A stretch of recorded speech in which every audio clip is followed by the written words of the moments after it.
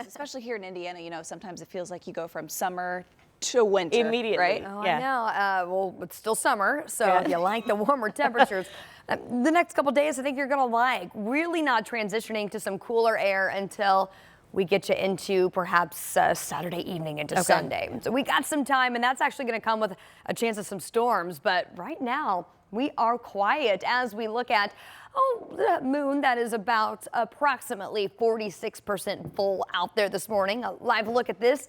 And the sky that is clear. That is a difference between Indianapolis and places a little farther to the west.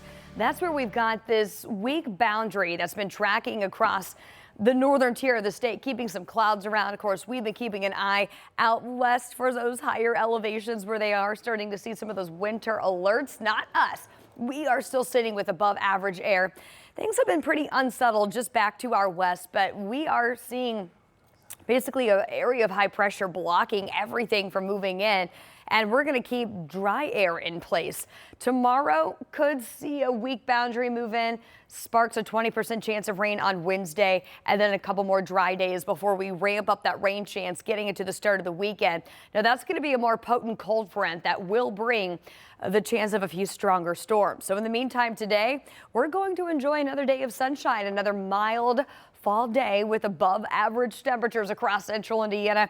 We're in the 50s now. We'll warm back through the 60s quickly this morning and eventually into the upper 70s by this afternoon. 78 in Indy, 79 if you're headed over to Park County, Greencastle to Rockville. Looking at highs in the upper 70s as Terre Haute makes a run at the low 80s later today.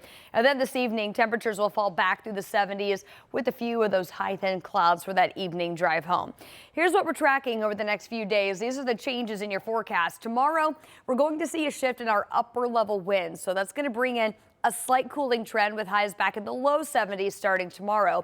Then we get into Saturday. We'll talk about that strong storm potential as well as that drop in high temperatures back into the 60s starting on Sunday. This is how the upper level wind flow pattern is setting up for today. Notice that we're going to be tapping into the peripheral of that warmer air, which is why our highs will be elevated. As we fast forward into Wednesday, we're going to start to see this amplify just to our west, which will allow slightly cooler air to infiltrate in from the north. So that's what's going to drop our temperature a degree or two.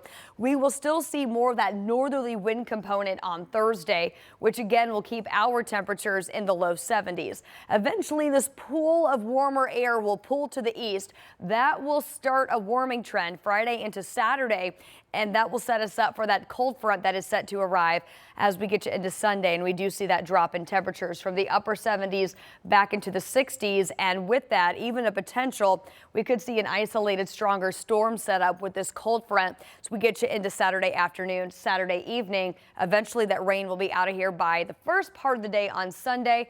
But of course, turning cooler as we talked, with highs dropping out of the 70s and then back into the 60s. That will linger through the early part of next week.